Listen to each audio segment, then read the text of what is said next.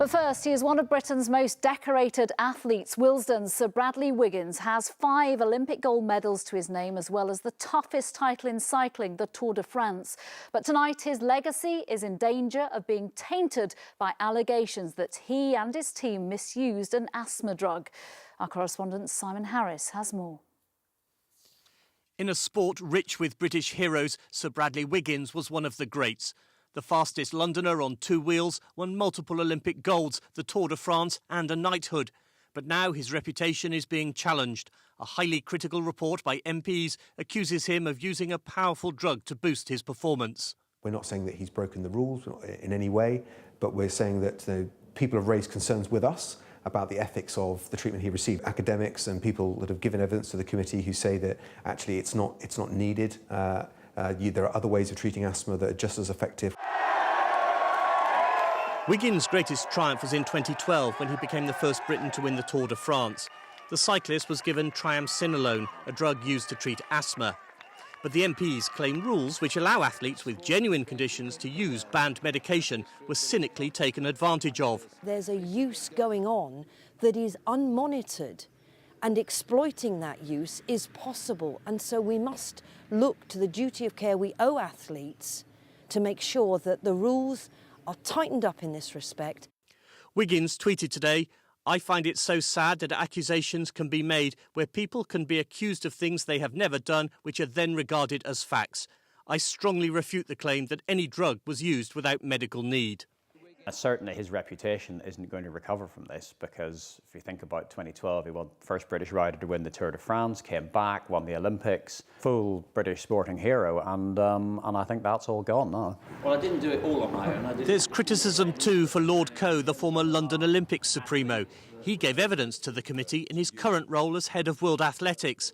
The MPs accused him of misleading Parliament when asked what he knew about corruption and doping. There was a lot of criticism in the report over Lord Coe. I think he recognised that things had to change, and he's certainly done that. I mean, remember, this is somebody who banned a whole nation. He banned Russia from the Olympics, from the World Athletics Championships last year. The MP's report into doping in sport also raised questions about a nutrient given to Sir Mo Farah before his first London Marathon, saying it needs investigation. Simon Harris, ITV News. But first, the new musical Express has reached its final destination, a Bible to many a music fan over many a year. The NME announced today it's printed its final edition of the magazine. It launched artists' careers and killed off a fair few too, but now the modern age has finished it off. A sad day for the London-based publication, but readers will still be able to get their fix of reviews and interviews online, as our correspondent Simon Harris now reports. For generations of music fans, the NME was their Bible.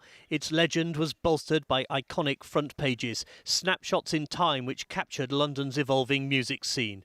It was there for the birth of rock and roll and published the first UK chart. All of the music press that we had in this country was fantastic, but there was something special about NME. It wasn't necessarily always first with everything, but I think its ability to shift and change with every new generation just meant that it was always relevant. The NME championed London's emerging new music. The 70s were bookended by glam rock and punk. It didn't get much newer than that. In the 1980s, London clubs gave us the new romantics like Spandau Ballet. By the 90s, the NME was using the phrase Britpop. It quickly stuck, giving bands like Blur their own timely genre. Back in the days when I was doing the Word, I might have an important meeting in London, I'd be reading the NME, and there's a big inky paper, about 100 pages in it. And then you end up with all this black ink on your fingers, and you rub your face like that. You turn up for this meeting looking like you're a commando on a mission. But the writing was on the wall for the printed press. The paper became a magazine and then a free giveaway. Now it's going online only. Obviously it's changed and evolved a lot and gone through lots of different forms. But they've been massively supportive of us in recent years, and yeah, well, obviously it will live on online, but yeah, it's really sad. It's like the end of an era. After 66 years, Friday's final edition is likely to become a collector's item. Simon Harris, ITV News. But first, you may remember some rail passengers who complained that seats on the new Thameslink trains were so uncomfortable they likened them to ironing boards. Well, Minister for London Jo Johnson says it's something they'll just have to get used to. He was speaking as rail bosses promised the new trains would ease the rush hour strain for tens of thousands of commuters. Our political correspondent Simon Harris reports. They cost more than £1 billion. They're supposed to be the answer to overcrowding on some of London's busiest commuter routes. But the new fleet of Thameslink trains is making headlines for all the wrong reasons. Today, the Rail Minister, Jo Johnson, got to experience for himself the hard truth about modern train seats. There have been complaints that these seats are too hard. They've been described as like ironing boards. Well, look, I'm on a train here going from Brighton all the way up to Cambridge. It's a firm upholstery, but I think people will get used to it. Perfectly comfortable. Lump it or like it, is that what you're saying? Look, it's for passengers to form their own views, but I've only been sitting in it for a while, but I can say I find it a firm but comfortable seat. It's cost £7 billion to give Thameslink services a makeover. Commuters using London Bridge had to endure years of disruption as the station was completely rebuilt. New and more frequent services will start to arrive in May, but these improvements have been a long time coming. This is a project conceived in the 1980s with the optimistic title of Thameslink 2000.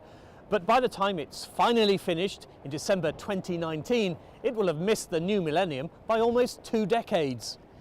Thameslink is London's north-south cross-river railway. The new timetables will add services linking Brighton on the south coast with Peterborough in East Anglia. In central London, stations like St Pancras, Farringdon and Blackfriars will see a train every 2 or 3 minutes. We're talking about tube-like frequencies, and that means from all across this network we'll be able to funnel trains through using modern signalling to enable those trains to get through in sequence quicker through central London, moving more passengers more effectively. Can you be certain it's going to be reliable? Yes, that is our aspiration, obviously. The new system has been tried, we have had it working. The plan is that these new trains will have room for an extra 60,000 passengers during rush hour.